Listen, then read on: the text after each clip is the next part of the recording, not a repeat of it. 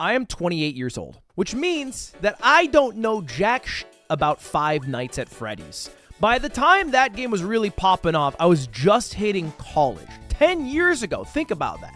And in my college era, I decided to call myself Anders, not Ludwig, because I thought it'd be cooler, and I thought I should spend more time doing things in real life and not video games. I've since gone full circle in the past 10 years, and I've been doing a bit of catch-up. I've figured out what Skibbity Toilet is, I've even played a bit of Minecraft, but I've never dabbled into the world of Five Nights at Freddy's. So today, boys, the plan is simple. We are going to find out everything about the Five Nights at Freddy's lore by watching a bunch of game theory videos. And at the end, I am hoping to talk to MatPat directly to distill within a minute what the Five Nights at Freddy's lore is all about, and he will determine whether we are actually right or wrong. The first video I have is MatPat's first ever Five Nights at Freddy lore video. I thought it'd be kind of interesting to watch them. Then we have MatPat's Ultimate Timeline, which is a series of 4 different videos. And I know this one is probably mostly not valuable, but I think it'll be interesting to watch the first theory, because I'm pretty sure this video that is damn near 10 years old kind of kicked off the idea of like really dissecting FNAF lore. So this is the game I played. I remember playing this game. Oh my gosh, I am so scared right now. Oh god, I have never played a game this intense. Okay, I'm gonna actually end it all, MatPat. I cannot handle the static being 8,000 times louder than your quiet voice. I can't handle it. I'm so scared right now. I'm so scared. Can you tell how scared I am right now? Okay, I actually can't watch this. I can't watch this. I can't watch this. Out of context, it just looks like he's coming. I can't watch. That's crazy. Hello, Internet. Welcome to Game Theory, where fear is our middle name. If you were just to play the game straight through 5 days, the story would actually come across as pretty superficial. You're the new night guard watching the security cameras at a Chuck E. Cheese-style restaurant called That's what I...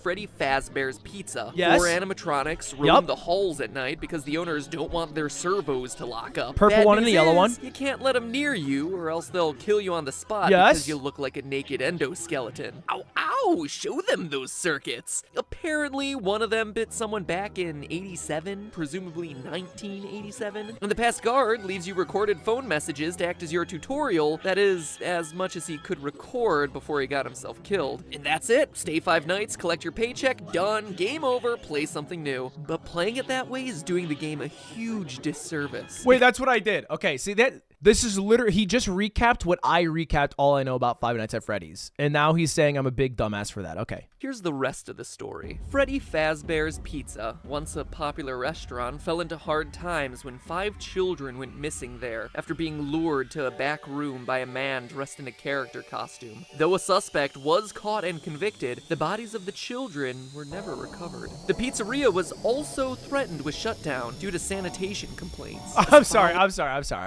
An employee dressed as a character lured 5 kids and murdered them, and they almost got shut down due to sanitation complaints? Our priorities are backwards. Who gives a fuck about the sanitation, buddy? One is much bigger deal here. In addition to the core 4 robots, Chica, Bonnie, Freddy, and Foxy, there's also a Chica, Bonnie, Freddy, and Foxy. 5th, unofficially referred to as Golden Freddy. According to the game's creator, the place is Scott Cawthon. There's an explanation for why the characters are haunted, but it's hidden within the game. Indeed haunted by what we can only assume to be the spirits of the 5 lost children. So the children who were murdered are the 5 animatronics. who is your character? How's he fit in? Why does he stay for 5 nights when he's very clearly confronting the possibility of death? What more can we know about this? We're trying to go band for Golden band, Freddy? stack and it up. most importantly, what is the complete story behind Five Nights at Freddy's? December 1993, Aurora, Colorado. 10 p.m. Tuesday night at a local Chuck E. Cheese. After a family birthday party runs long, manager Margaret Kohlberg and teenage employees Sylvia Crowell, Ben Grant, Colleen O'Connor, and Bobby Stevens are forced to stay late to close up shop. But as Margaret tallies receipts in the back, Bobby scrubs down the kitchen, and the other 3 work outside in the main arcade. Unknown to any of the 5, there's actually a 6th person locked in the building with them, waiting silently in the darkened restrooms. A 19-year-old named Nathan Dunlap. Is this real? Is this real? That year, Nathan had begun working there as a cook, dough master, before getting fired in July after a disagreement over his hours. Now, 5 months later, he was back. Dude, is he just, he's talking about a murder case like it's a game lore dump. Fuck, dude. I didn't know about this. 10:05, he left the bathroom, pulled out a small caliber handgun, and proceeded to execute everyone in the building. Spurred on by the building security footage, police were at his home a few hours later, where he was promptly arrested. Eventually, he was tried and sentenced to death, but his story re-entered the news just recently as his punishment has been postponed, leading people to debate whether he's able to sleep soundly, knowing that his execution has been delayed. This is a tragic story, a disgusting waste of human life, and one that I won't joke about or make fun of in any way, but I want to address it because I have a strong suspicion that this story is the one that inspired Five Nights at Freddy's. Let's look at the facts. First, I don't think that there's any doubt because it was at a Chuck E. Cheese and 5 people were murdered, and there's 5 people who were murdered in the Five Nights at Freddy's lore, and there's 5 animatronics. I think I can connect the dots here. I'm not dumb. So 5 victims, 5 suits. Seems like a slam dunk. Sure. But nowhere does it say that all 5 were murdered, only that they went missing and couldn't be found. Also, the trouble a lot of people have with this theory is Golden Freddy. Why is that guy so limp and lifeless? So unlike the others. It's weird, until you go back to the real life story. Yes, there were 5 people shot that night in Chuck E. Cheese, which matches the 5 victims in Freddy's story. But of those, 1 survived. Bobby, the one from the kitchen, miraculously survived the shot to his jaw. After he was knocked to the floor by the bullet, he went limp, played dead, to avoid the killer coming back to finish the job. And that relates exactly to the advice you're given on night 3 by the phone guy. Try playing dead. Go limp. The original theory was that Five Nights at Freddy's was based off a real murder case at a Chuck E. Cheese in Colorado where 5 people were murdered by a former employee. That's the original one. So now, let's fast forward to less than a year ago, where MatPat did a FNAF The Ultimate Timeline, which is a 4-part series of videos that goes over everything. Today, we end the torment. 19 books, 11 games, 8 whole years. 19 books, 11... There's more books than games? Kinda nervous. I haven't attempted a timeline video on this franchise since 2018. Back in the days when Mike was the crying child, Afton coming back was actually a surprise, and Fazgoo wasn't a phrase I'd... What the fuck is any of that? So sit back, grab some popcorn, or your pitchforks if you're the type to get upset when I say something controversial. That's my chat right now. My chat, it's actually all pitchforks right now. You should have watched Wendigoon. You guys are actually cringe. Sorry, when you're actually getting your FNAF lore dump, could you please watch Wendigoon in his 6-hour video and not the MatPat game theory lore? It's actually incorrect, and I don't want you to get the lore incorrect because this is very important to me. I'm cringing. You're making me cringe. I present to you the story of a loving, obsessive father who slowly descended into madness and along the way discovered the secret to eternal life. Why is that bunny kind of hot?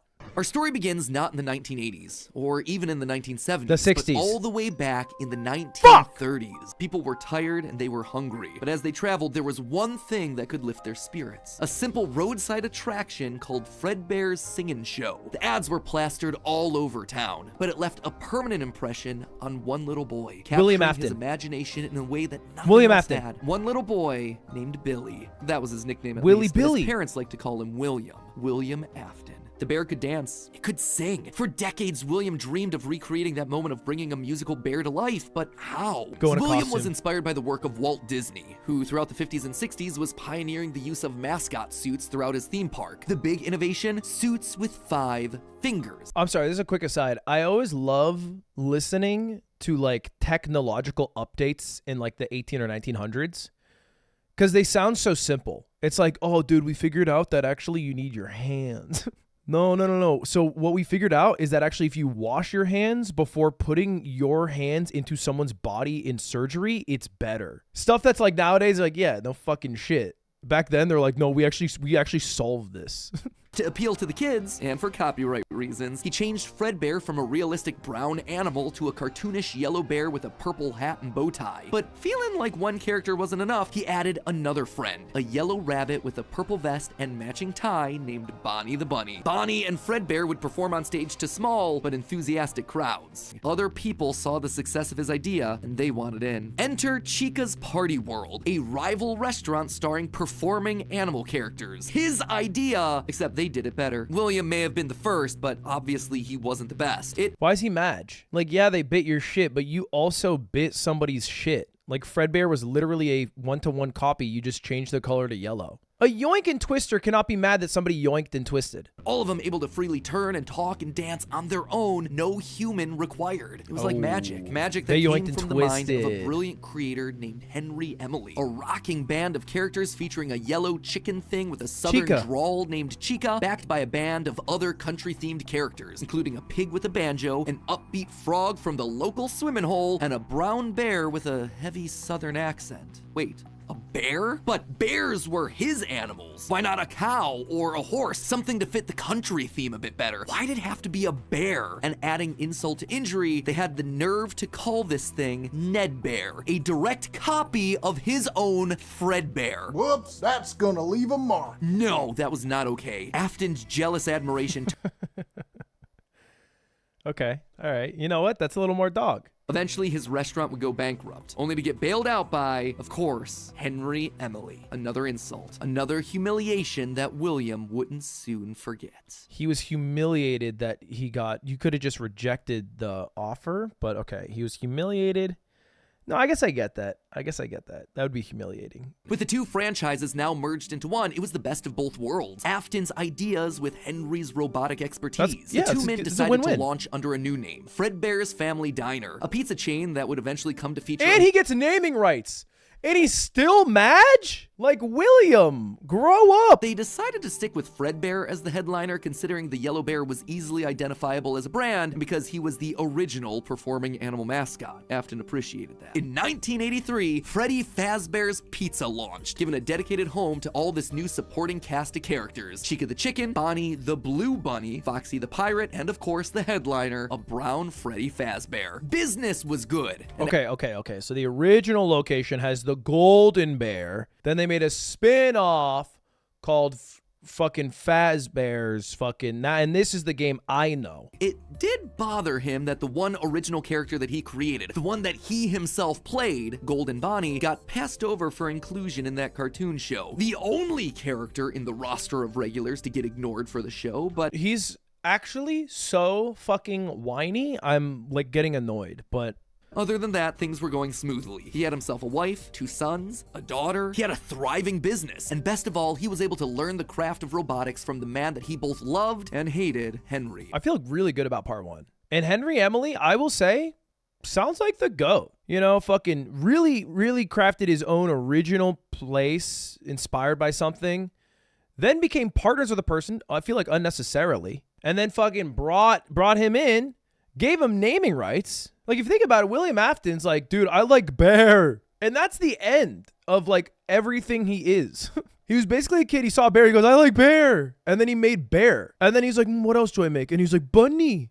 And then like, what? And then what? And then he made a fledgling business that started failing. And he's like, but I made bunny. It's like, who gives a shit, dude? Together, William and Henry had been able to take the hybrid suit idea and make it into a reality. They called their new invention the Springlock suit. And fittingly enough, it was symbolic of the partnership between these two men. A human suit as designed by William that could become a freestanding Henry-style robot. But because it was still new tech with kinks to work out, the rollout was limited, restricted only to the Fredbear's Family Diner location. All of this meant that William was busier than ever. He didn't have time to be a full-time parent, so he designed a nanny cam system where cameras and speakers were hidden throughout the neighborhood, as well as in his youngest son's favorite toy, Psychic Friend Fredbear. I mean, plushy Fredbear. But since cameras just weren't enough to raise a kid, he also left childcare duties to his eldest son, Michael. He and his friends would take his scared little brother and make him do the one thing that he was terrified of doing, getting close to the animatronics. That would be embarrassing for the kid that was such an embarrassment to him. His brother squirmed, screamed, kicked, and fought, but just as they were putting that small, squirming boy up to Fredbear's lips, The mouth snapped shut. The sensitive spring locks inside the body had been triggered by the boy's movements, and they'd immediately clamped down. The wriggling stopped. The boy went limp, but it was just a prank. It was meant to be funny. As the younger brother's consciousness began to fade, he could hear Michael's last words, a small and flimsy apology. But his father, Williams, through the voice of the Fredbear plush, were a firm and committed promise to a dying son. You're broken. I will put you back together. This He wasn't even there? It would just take time. Time that, right now, he just didn't have. His young son's heart flatlined as the boy faded into the inky unknown of the afterlife. Fuck you mean you don't have time? He's dead now. The death of this little boy sent the family spiraling. His wife, crippled with grief, was so distraught that all she could do was sit and watch TV. But his son Michael was far worse. Some nights, Michael would even go so far as to break out of his room to check the gravesite and ensure that his brother was still there. As for William himself, he disappeared into his work and his drinks. Junior's, the local bar, wasn't far from his son's gravesite. He found himself going there more and more frequently, spending longer and longer amounts of time there. The bar gave him a place to think, to remember, to reflect and stew on how Henry had stolen his idea for an animal-themed restaurant. You're still on that! Are we being fucking for real? Your kid died and you're still on that. That's crazy. William Afton is like the least intelligent character I've ever come across, ever. Like, actually just like a 99% petty, like 1% stupid. Henry had taken his son from him. What? Henry took his son. Aren't you the one who wanted to innovate on the animatronics and make them partial human, partial fucking robot? William ordered one more drink, but it was one too many. The bar turned him out and told him to go home. But William didn't go home. Drunk and angry, William raced back to the restaurant to give Henry a piece of his mind, only to find someone else waiting. Henry's daughter, Charlie, locked outside of the building. This was his chance to get back at the man that had humiliated him all those years ago. No, you're not going to kill his daughter because your son died and somehow you've conflated your son's death to be the fault of Henry when it's actually your fault being a negligent parent and allowing your eldest son to raise your youngest child improperly. There's no way that's going to happen. While parties continued inside the walls of the pizzeria, William attacked Charlie in the back alley. It felt good. He felt free. Charlie's death would remain on the books as a random act of violence. And though Henry had suspicions about William, there was no physical evidence. Nothing that could link him back to the crime. This is crazy. It's so unbelievable that Henry's like, yeah, no, I think my business partner killed my daughter, but like, you know, we just got to keep working together, honey. Like, business is booming, you know? It's like, if you even had a slight inkling, you're like, just like fucking, you know, move. You gotta leave. In the weeks that followed, Fredbear's family diner would close for good. 2 high-profile deaths around the restaurant with 2 grieving owners in such a short period of time was just too much bad press to handle. Besides, Freddy Fazbear's was still open, and it was the newer restaurant anyway. All the equipment from the diner, including the old yellow suits and security puppet, would get retired to that location. And while Henry slowed down to grieve, Afton kept going, even starting his own company, Afton Robotics, for all those pet projects that were a little bit too experimental for the regular operations of the pizzeria. The first of these experimental projects was a secret workshop under his house, a veritable bunker, which allowed him to work while still monitoring his kids via hidden security cameras. Am I crazy? Why does he give a fuck about monitoring his kids? Who is he lying to? Because one died? He saw it on camera. And you know what he did? He said, "Oh man, yo, sorry dude, I'll fucking like try to help you out later on." It did nothing. But cameras weren't enough. He needed to solve the runaway Michael problem. He had to keep him in the house. He couldn't have another one of his kids wind up dead inside of an animatronic suit. So why not run a little experiment on Michael? These would be his means of keeping his son Michael in the house where he belonged. Was it extreme? Maybe. But then again, this was the boy who had killed his son. So the way he's keeping Michael indoors, but just by making like the most horrifying creation ever to like follow him everywhere he's going. Does he know at this time that his son is literally so traumatized by the murder of the youngest son that he sees hallucinations of the animatronics already? He's literally like, dude, you know that thing that you like hallucinate? Dude, what if I made it?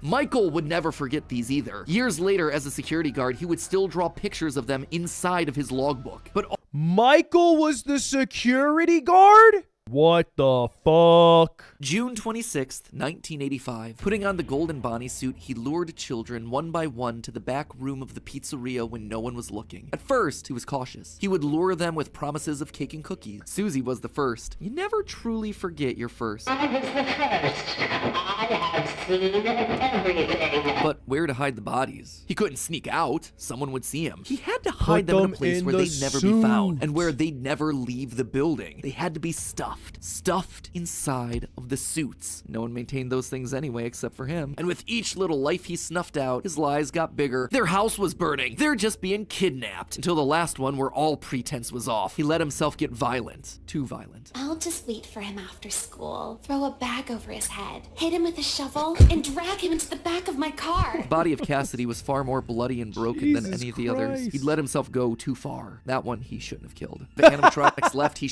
You know what? You know what? Say what you will about the other murders. Okay, those were fine. But that one, that was too far.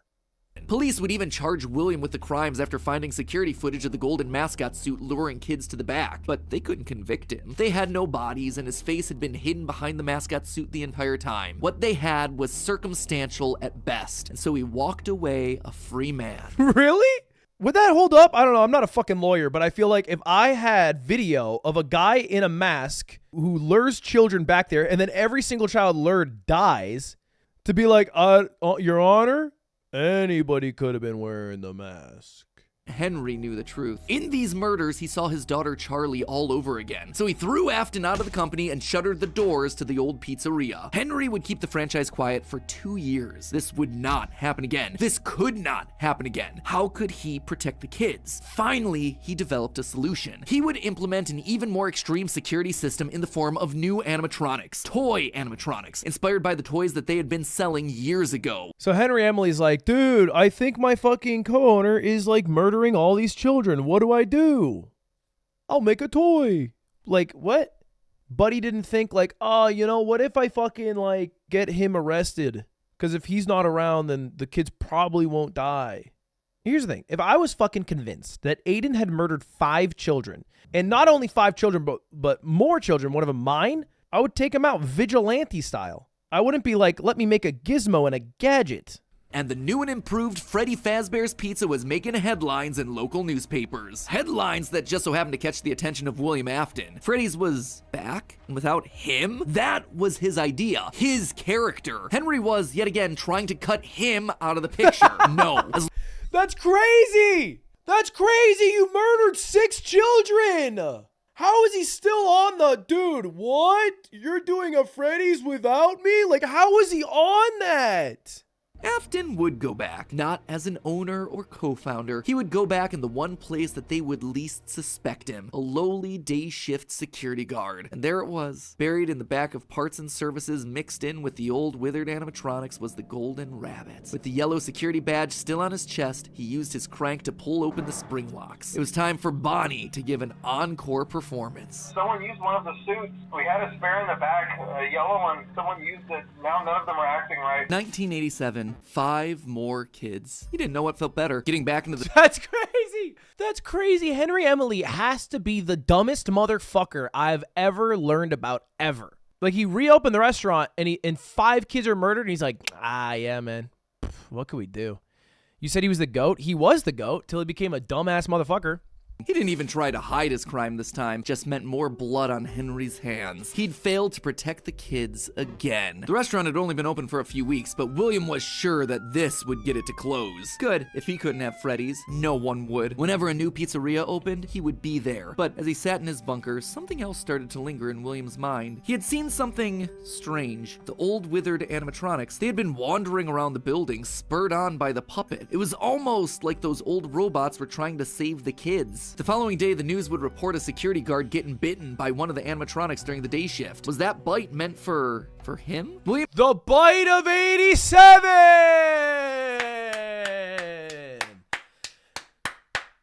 I don't know what it means, but it's exciting. This is it, baby. We are fucking learning now. He needed to create something new, something brand new. He needed to create his own pizzeria. Circus Baby's Pizza World. This would be the place where he could continue his work. No longer just murdering, experimenting. He needed a way of remotely capturing his victims and preserving them for his work. With that goal in mind, he designed a new breed of animatronic. They could incapacitate and contain them with zero direct input from him. It was brilliant. He was brilliant. First, Ballora was an homage to the woman who left him. Now she would never leave him again. The second, the titular baby was designed with his baby in mind, Elizabeth, his youngest child. Daddy, why won't you let me play with her? She's so pretty and shiny. The day before Circus Baby's Pizza World opened, she disobeyed. She didn't listen. Left alone with Baby, she got too close. The animatronic ripped in half and swallowed her whole. Scared? Dude, what? I thought his whole thing was like, I'm not gonna murder now. I just want to figure out what's going on with it. What the fuck? It just, what? And why is she British? William's British? That doesn't make no damn sense. The dude's gotta be old as fuck now, right? He was a kid during the Great Depression in the 30s. So he's born in like, at the very latest, like 35. And we're in 87, so he's 52 right now? And his daughter's that old? Or young, I mean? So he's on that Robert De Niro wave, eh? By the time Afton found her, it was too late. She was gone. He immediately canceled the launch of Circus Babies under the guise of a gas leak. As he sat there at the foot of the stage, he noticed that something was different. The eye color of the robot had changed. Baby had been built with blue eyes, but now they were emerald green, the same color as Elizabeth's. Could this all be connected to the free-moving animatronics that he had seen at Freddy's? He had to know more. His mourning turned to excitement. He had to return to where it all started. William repeatedly snuck into the old, broken restaurant to lure the living animatronics to him, one by one dismantling them, robbing them of their endoskeletons. The metal had to be the secret. It had to contain the remnants of life itself. But he had to know for sure. Not knowing what else to do, William melted the robotic parts down. 5 animatronic endoskeletons reduced down to one silvery puddle of goo. Could he transfer this living metal to his Phasgoo!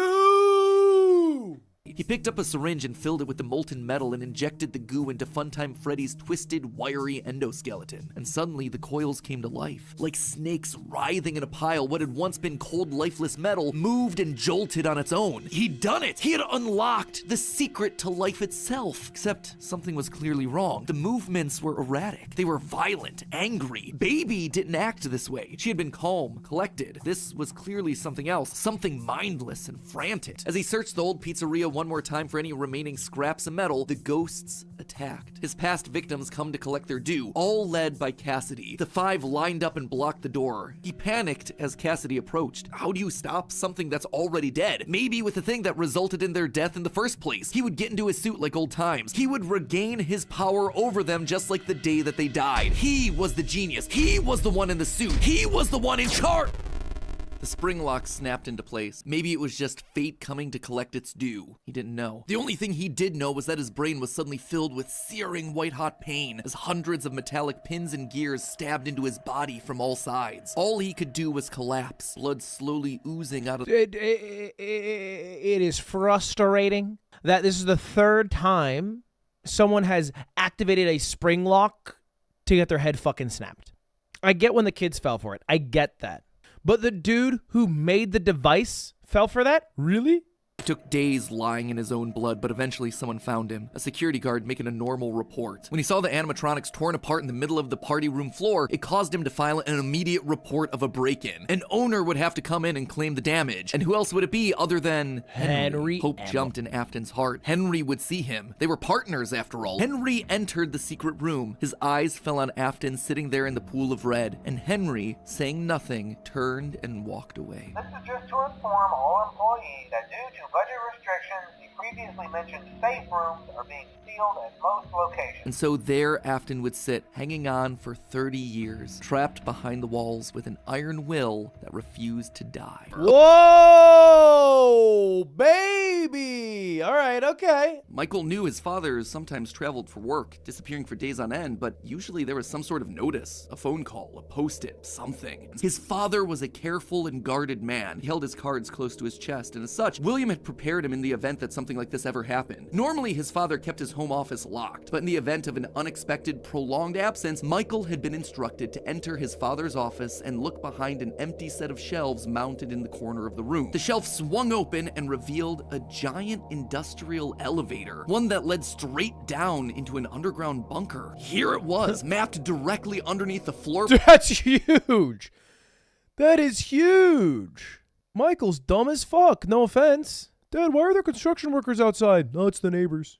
His father had secrets. Suddenly, the days of William being locked inside of his office made sense. He'd been here the entire time. And that's when he found her. At the end of the facility, Circus Baby, his father's pride and joy. Except something was different about her. She wasn't like the others. The way she talked, the stories she told. This wasn't just a robot. She was alive somehow. And not only was she alive, she also felt familiar. Was this his sister? William's baby girl? He knows his sister's dead, right? Does he not know how she died? How brief did William keep this shit? Dude, she's fucking gone. I don't know where she is.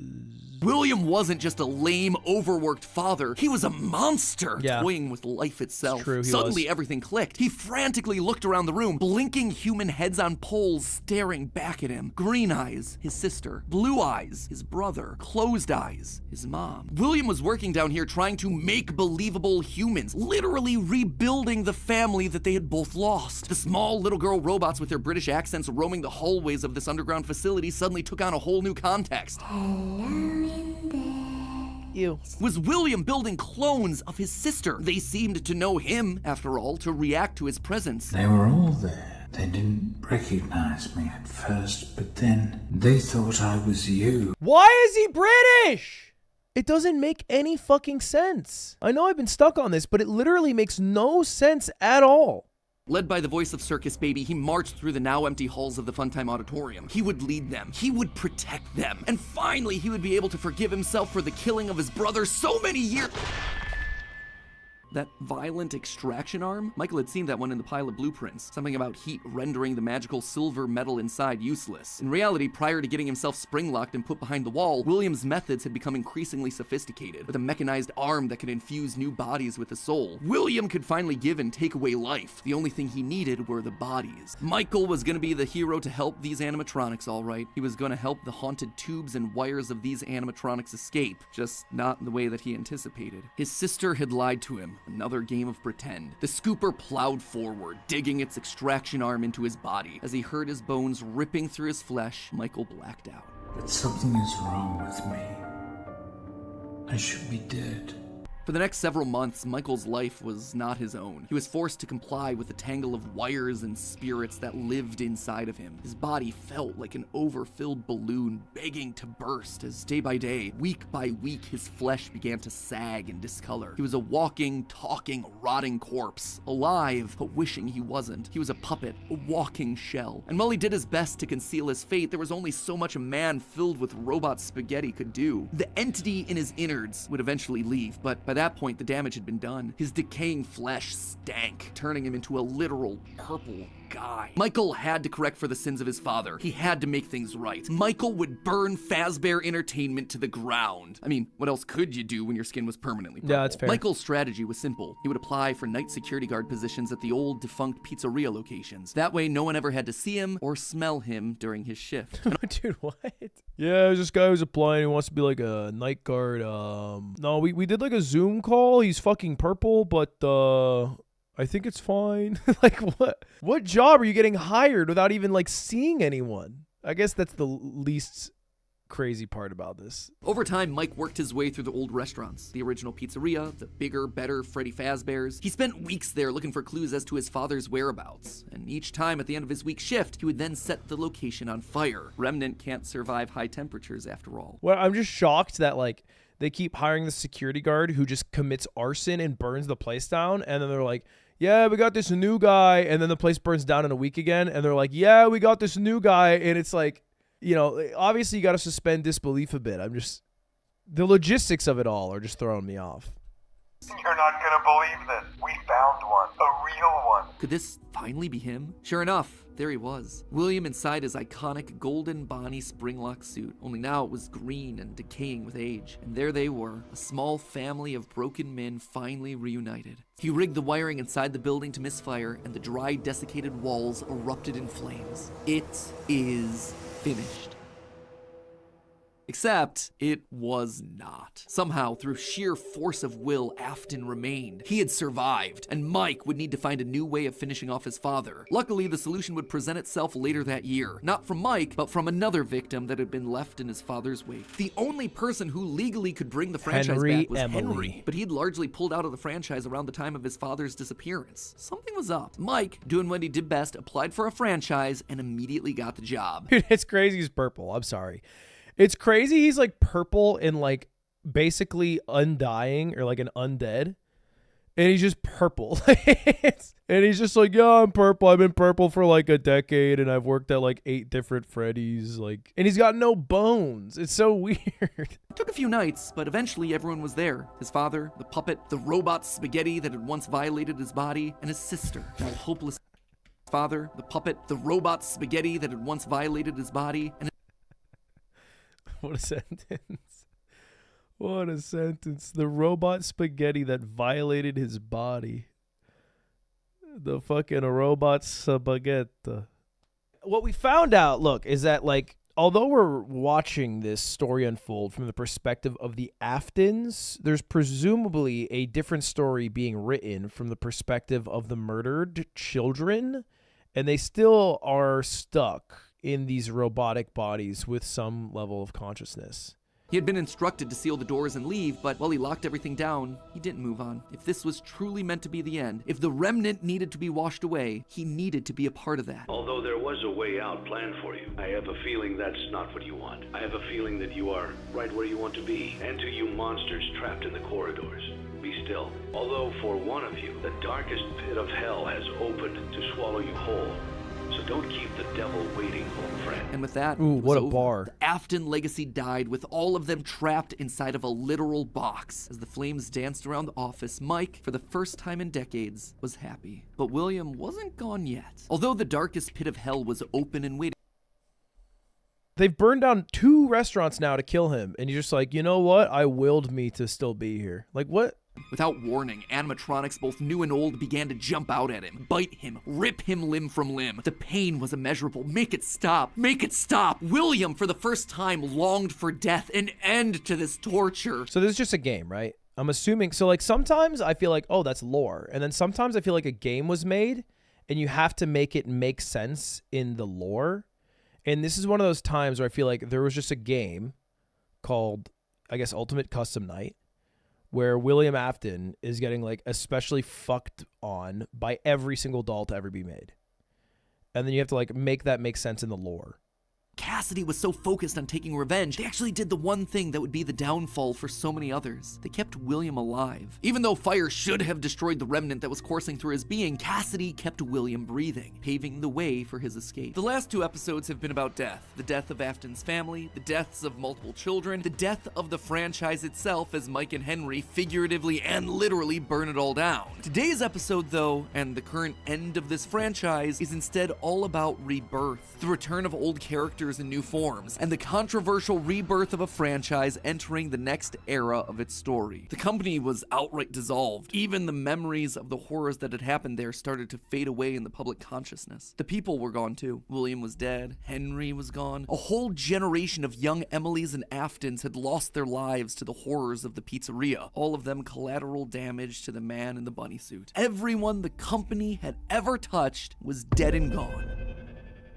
Well, all except one, Clara Afton. She'd been there in the early days, back when things with William were Clara. good, they'd had the perfect home. William had become distant, lost in his work, obsessive. She had watched him change from this irritatingly brilliant man that she had fallen in love with to a drunken monster struggling to hold himself together. She had to leave the relationship, and from there she largely faded into obscurity. A mystery from William's past, a footnote in his history, and that was fine for her. And now, as a shareholder and sole living member of the Afton family, all copyrights patents and trademarks of both Afton Robotics and Fazbear Entertainment passed on to her. Memories of this past life that she had long left behind. Looking at the blueprints, the contracts, the memos, she felt old wounds begin to reopen. William had always been brilliant. That's what had attracted her to him in the first place. But he'd also been too blinded by that's crazy, because William was actually the dumbest motherfucker early on. He was actually stupid as shit. He just liked bears.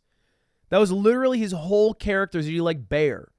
I will put them all back together. She would be the one to rebuild this family, to rebuild the pieces of that shattered life, to reclaim the kids that Fazbear had stolen from her. But how? Looking at William's work now laid out before her, she knew that he had been onto something, collecting remnant, robotic humanoids, digital conscience transference. The pieces were all in place, they were just scattered. With ownership over the characters, their licenses, the technology patents, and the Fazbear name, she converted the corporation back to an LLC, a structure for smaller businesses that are usually... I love when the lore gets into the nitty-gritty of corporations and how they're registered. From there, she would need remnant, and lots of it. Remnant was the key. To get the remnant they required, it needed scale. Dozens, hundreds of animatronics all out there, all gathering remnant from unsuspecting customers. But to do that would require help. And with meal delivery apps being all the rage, why not an animatronic delivery service? Order one to celebrate your birthday, your Halloween party. How about a 4th of July picnic? That's right. With the Fazbear Fun Time service, you'll never be alone again. You'll always have someone watching your back. Was it ridiculous? Absolutely. Was it a sellout? He's in the universe? But how are they collecting the remnant? Via murder? Is she not like... I didn't think she was a psychopath, but all of a sudden she's a psychopath now? There was just one problem with it. No one trusted the Fazbear name. The company's brand was still mud in the public eye. So she needed to find a way to discredit the stories that had come before. How do you do that? She needed that? to win back the public's affections, reactivate Misinformation some nostalgia campaign. for the spooky stories of their childhoods. She needed a game. Struggling game developers were a dime a dozen online. So she found one. Steve just picked him out of obscurity. Is that the actual game dev? Did he put himself in the fucking game? He put himself in the fucking lore? Freddy Fazbear's was suddenly more popular than ever. Things were going shockingly well. Her takeover and reboot of the franchise was full and complete. Suddenly infused with cash, she built the largest, most ambitious project yet, the Mega Pizzaplex. March 2035. 2035? What is she, 100? Her husband was born in the 30s. How fucking old is she? She'd seen down in his bunker that William had gotten very close to replicating artificial humans using animatronic technology. And so that's exactly what she would do. Rebuild her boy from the ground up using robotic parts. She knows how to make fucking robots now. Okay. She worked down in the bowels of the Pizzaplex, giving him life. But it was one thing to build him. It was another to help him remember his identity. He died so young, so early in their history that there was no... He died literally 50 years before then in the 80s. Even if you put a spirit inside of him, he's going to come out and just start saying slurs. Everyone in 2035 is going to be like, whoa, your kid is problematic. At first, he could only communicate through simple ones and zeros, then rudimentary drawings and crude letters. Yum. But bit by bit, next was William. If the family was truly going to be put together, she would need him. And she knew exactly where he was, in the ruins of that old Freddy Fazbear's pizza place where Henry had trapped him. Digging through the wreckage, she found him. He was right where she thought he'd be. Seeing the putrid shell of the Springtrap suit, though, was not something she was prepared for. The rotting corpse of William Afton was disgusting. The guy has to be mewing. Look at the jaw.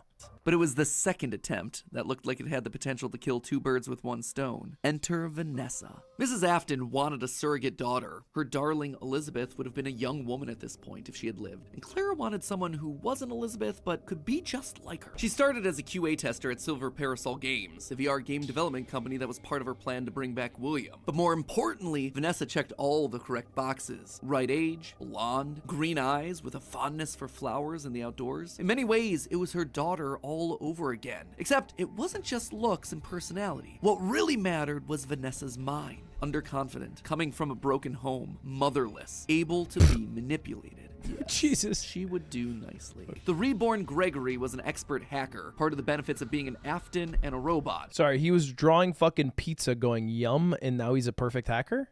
So Clara had him keeping tabs on Vanessa, hacking into her emails and trailing her therapy sessions to ensure the future Elizabeth was falling in line. But it was her last move that was the best. In a true masterpiece of poetry, she brought Vanessa over to be chief security officer at the Pizzaplex. All that was left was Michael. Poor Mike. Michael. The boy that killed her youngest. The one that would spend years trying to make his guilty conscience right again. A self-professed protector. While she knew she needed him to complete the family, something told her that the problem had already solved itself. Maybe it was the spirit of Michael living on as a protector, but he was there, somewhere inside of Glamrock Freddy. She could feel it. And just like that, she'd won. She'd done it. So she didn't even do anything for Michael. She just kind of tripped into Michael by accident. Glamrock Freddy was just like kind of like Michael, and she's like, "Yo, wait, no, Michael's good. Actually, we don't have to do that one. We can skip it. Okay, that's great." That's how it could have ended. That's how it should have ended, had it not been for a few unanticipated developments. No. For one, something was just wrong with the Pizzaplex. It was as though a guardian spirit of the past refused to move on. As long as her husband was around, it too would linger. Only now, it wasn't just in one body, but it was in the essence of the building itself. She had seen stories of houses built on burial grounds getting possessed by angry spirits, but she'd never assumed that it could be real. The idea that fire somehow destroys Remnant is just dumb. It destroys Remnant if they want to go away, but they can also just be like, "I ignore it, smile face," and then they just don't go away. No, sorry, I ignored it. I became a pile of wires, but now my wires have just actually gone into other bodies now. Sorry. But a blob of living wires could be heard oozing through the walls, stealing pieces and parts of the old animatronics showcased in Rockstar Row. She could only assume that it was a byproduct of all the remnant they'd been collecting. Perhaps this thing was an amalgamation of all the darkest parts of the pizzeria's history, a collection of the hatred still housed inside these defunct endoskeletons and exosuits. As long as it was left alone, it seemed to be harmless. But if any Afton outside of Michael got too close, it would lash out wildly. All right, okay. Wow, okay, all right. So, I pretty much understand it from William Afton's Depression-era inspiration, watching a bear for 50 cents, up until Michael, William Afton's son, burns himself in all the animatronics to free all their spirits. I follow it to there. This was confusing. I need to hop on a call, MatPat. It's time. I'm stressed out. Are you? Oh no, I'm sorry to hear that. I feel like I've been cramming for a test, and now I'm hoping you give me a grade. And I want to do well, but I want it to be earned. I'm going to try to be brief, okay, and concise. I'm going to give you the entire FNAF lore based on a chronological timeline from the 30s until 2035. Wow. Okay. I think at its core, you could just refute this right now, but I think at its core, the FNAF lore is something that needs to continue as long as new FNAF things are being made. And so I would agree with that. It's an evolving thing, right? It's not like a static thing that was made at one point and we are seeing through all the way. Yes, and I think to your credit, I mean, you already understand the thesis of it, right? Which is FNAF lore is an entity that has changed, I would say, probably 3 solid times over the course of the franchise's history. So you, at this point, you could probably say mostly anything, and there's a chance that you're right at some point. Okay, all right, Matt, I'm just going to jump into it. Ready? All right, hop in, and I'll start grunting and groaning to guide your way. This is the entirety of FNAF lore from me, Ludwig, a guy who learned about FNAF today. And it all starts with a boy named Billy in the Depression era in the 30s who liked bear. And William liked bear so much that he decided to make a bear suit restaurant. And then somebody else sees that, they yoink it, they twist it a bit. And that guy's name is Henry Emily. William gets a bit jealous, he does, and his business fails. So Henry helps him get out of bankruptcy and they become business partners. William's like, I gotta put my pedal to the metal. I wanna catch up to my business partner and my rival. I wanna learn how to make a robot. The Springtrap fucking boom! And he dies. And that's the bite of 87! William Afton was distraught. Blames Henry Emily. So he goes to their pizzeria and he notices Henry Emily's daughter outside and murders her. It's actually going really good. He's doing the murder great until the 5th murder he does. And he murders the shit out of her so hard that like everybody's like, oh, murder happened here for sure. The only thing that is done is Henry Emily's like, I have to kick you out of the business, and I'm gonna go undercover, like undercover boss as a security guard at his business, and then do more murder. While he's doing these murders, he's stuffing all the kids in all these suits, and then they shut down the place, and you would think it would be over then. But it's not. Under his house, unbeknownst to his really, really oblivious and possibly dumb children, he makes a giant fucking circus that is supposed to have a bunch of animatronics. And the day before it's supposed to open, his daughter, who usually listens to him all the time, doesn't listen to him, gets too close to one, and the fucking same bang snaps her damn neck. But the eye color changes from blue to green, which maybe entails that the soul of his daughter is now trapped within inside the animatronics. He goes to one of the abandoned places. There's a bunch of ghosts see him there, and they're mad at him. He gets into his famous bunny costume, and he dies. But does he actually die? No. Henry Emily sees William Afton's body, and he goes, nothing to see here, folks, and he leaves. And now we switch to Michael Afton, the son of William. And my dad's actually kind of like a psychopath. And they kind of trick him into getting scooped. And I don't know what that means, but the boy gets fucking scooped and he becomes purple. And that's weird. Till Henry Emily, he's back, bitches, and he's like 100 at this point or some shit. I don't even know. He makes a new establishment, and it's to lure the souls of all of these animatronics. The new security guard happens to be Michael Afton, and he burns it down. And this beautiful speech from Henry Emily should have been the end of everybody. But the soul of Charles Emily, the son of Henry Emily, who was trapped inside the security doll, keeps William Afton alive as an act of retribution and punishment, and he's able to do more nefarious things. And then I think his wife gets involved, but I stopped actually understanding because I got annoyed. Wow. You know the Shia LaBeouf slow clap? Yeah. That's what I'm doing for you right now. Really? Right? Are the pieces clicking together? Are you seeing the light now? I'm seeing the light up until you know what I really just fucking threw in one ear out the other is the wife. All of a sudden, that made no sense. No, nor should it. That was me just shooting off the hip. Okay. That is completely my canon, honestly. Okay, all right. You did a fantastic job of nailing my theories. Congratulations, you done it. And I think because of that, you've probably nailed a good solid 80 to 85% of the lore. And anything that you missed is stuff that I missed. So for instance, right, like you call out the 1930s. In the most recent game, Help Wanted 2, which is a VR game, there's indication that was probably a little bit earlier in like 1970s era. But that you wouldn't have known that because I didn't do a video about that. So, that is my failing to you. So I apologize for making you look like a fool because that is ultimately my mistake. That makes you're only way as good more as your sense because everybody was like 100 years old, and I'm like, how is he even alive? Dude, Matt, why are they all British? Why are they British? The kids are raised in like Utah, and they sound British. They're kids. I know, right? I think Scott, the creator of the franchise, just found a voice actor on Fiverr that he liked and was like, hey, you sound classy and cool and a little bit menacing. Join the franchise. But yeah, no, there's no reason they should sound British. It's very strange. All right, that's good to know. That makes me feel better. The other big one that kind of came out in the more recent game, the sister location stuff, that underground circus. The circus, thing the big circus complex under there. It seems like that probably happened much earlier in the timeline than a lot of people suspected. Maybe even concurrent with the first franchises. But other than that, man, like, you nailed it. Do you want to take over game theory now so that way I can retire in peace and you can now read the books?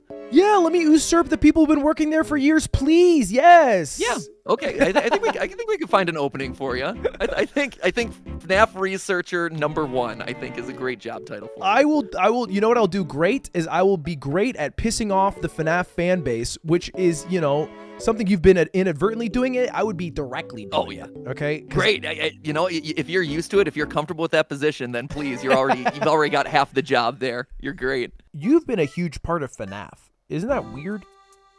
It is weird. It is weird. And to think and it's funny because even though I was a huge part of FNAF, I didn't hop aboard it until I didn't play the first 3 games. But I was just a lore guy. And so I was watching other people play it. I was studying it. I was looking for Easter eggs in like fan wikis and this and that. I was a latecomer. The only reason I ended up starting covering it was Halloween, and I'm like, hey, I need a Halloween episode. So I went on Twitter and I'm like, guys, do you want me to do Slender Man, which was a little bit old but a good nostalgic classic, or this new game, Five Nights at Freddy's? Dude. And overwhelmingly, Five Nights at Freddy's won the poll. And I kid you not, when I first started working on that episode, I couldn't find anything to say. And there were hints of a story there. Like, you know, there were the newspaper clippings that kind of revealed the lore to people and said, like, oh, you know, people were murdered here in June and whatever. But there wasn't anything to go off. Like, that was it. There was nothing else there. And so I didn't feel like I could come up with satisfying answers on that route either, which is why I kind of kept digging until I found kind of what the first ever episode that we did of Five Nights at Freddy's was, which is the murders that happened at Chuck E. Cheese. It's just totally coincidence, though, right? Yeah. Purely coincidence. Well, congratulations on thank you very much. Passing FNAF 1. I would say FNAF 101 to 301. Congratulations. I mean, look, I'm happy with that because people have been begging me to do this for like months, and I finally did it. And you know, I was a little stressed how it'd go, but I feel equipped with knowledge, and I'll have to play now, I think. Oh, I did so good, baby. I'm a bit of a FNAF head. I feel like in real time, my gray hairs have turned to brown because I'm so young and youthful now. Ask me about Skibbity Toilet. I know. Ask me about FNAF. We talking William Afton? He's never leaving. Feels good, baby.